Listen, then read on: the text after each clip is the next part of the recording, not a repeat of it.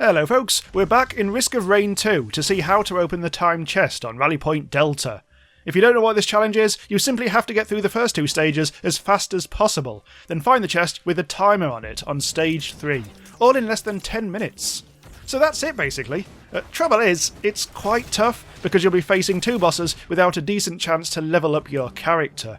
So in this video, we'll be watching me achieve the challenge and open the box in real time, discussing a few strategies along the way. And I'm commentating on this after the fact, obviously. So the first strategy is to abandon your run the second it doesn't go your way. If you get a bad seed, quit. If you get the wrong bosses, quit.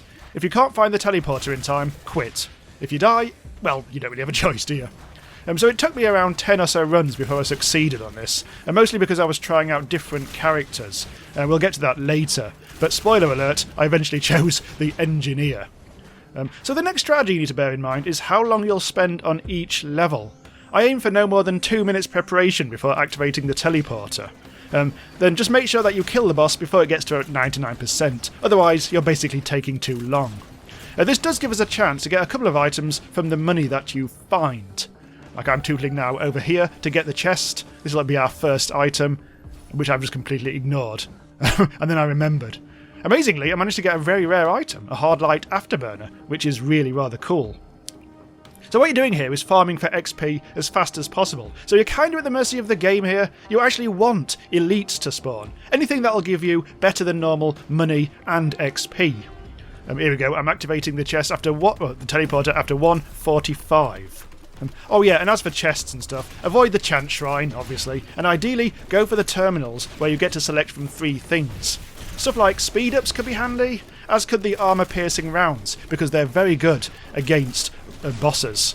Speaking of which, I have the Wandering Vagrant, which does lead us onto, well, to be honest, I don't think the Wandering Vagrant is a particularly nice one to have. I would normally, if you're using a different character, I'd immediately quit. The engineer's not that strong against the Wandering Vagrant, but I think here, where the Wandering Vagrant is actually sort of like quite low down, it's not too bad. But really what you want is Stone Titan or the bloody big beetle thing. I think if you get the Magma Worm on level 2, quit, because that takes quite a while.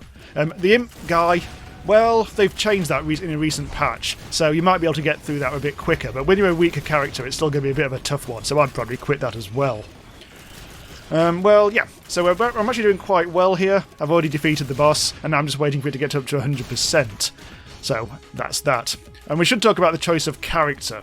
That's another one of the strategies. I did try Multi, hoping to use its teleporter skills, or transporter skills, to zoom around the map, but it felt he had trouble fighting bosses whilst weak. And of course, the character's normal speed was nerfed at the game's first patch. The Huntress is too weak, really.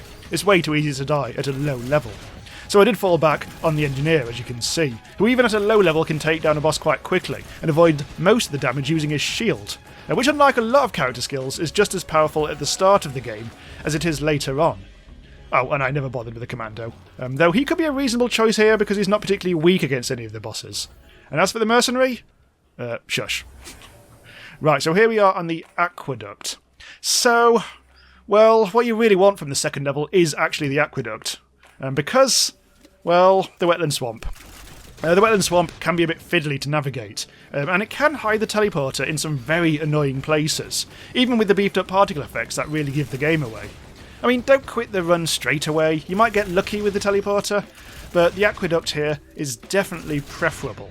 I always find that on this one, the teleporter is incredibly easy to find, just generally, because I think my thought is that if you start in this kind of open area over here, it'll always be in the other area, and vice versa.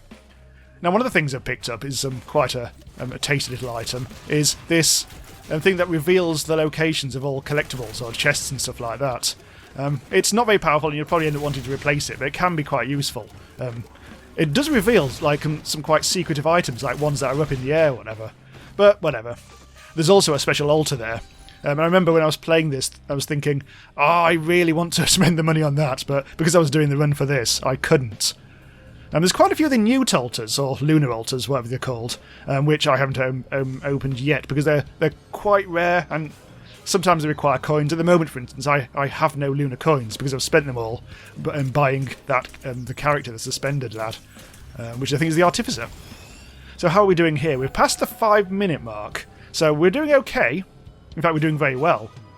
As aiming to spend only 2 minutes preparing for a boss fight. That seems to be about right. I've got a bit of a luxury here, I think, actually, because I've got a decent amount of cash. I've got a few items, but you don't need a huge amount. I mean, don't stress if you only get like 1, maybe 2 per level. Anyway, here we go. Red particle effects giving the game away, as I say. And we've got the Stone Titan. That's very good indeed, because this is fairly trivial, especially with the Engineer. So I'm going to be using, of course, my shields a lot. I've actually got 2 shield charges.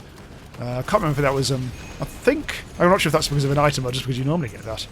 But yeah, I mean, it's just a case of blasting away, staying behind your shield, making sure that you've got your turrets up. Blast, blast, blast. Turrets are also taking care of other enemies. Keep moving as well, because when he does his funny ground attack thing, things will pop up out of the ground. And, of course, yes, his red thing, his red laser beam, which I am actually getting hit by here. But it's not too stressful, because I can just run down the shield a bit more. And so, almost done, almost destroying the Stone Titan. Come on. I'm making a bit of a meal of this bit. I think it's because my primary weapon was like being a bit fiddly. It wasn't really firing very well. I'm not quite sure why that was. But here we go, about to take him down. It took a bit longer than I'd like there.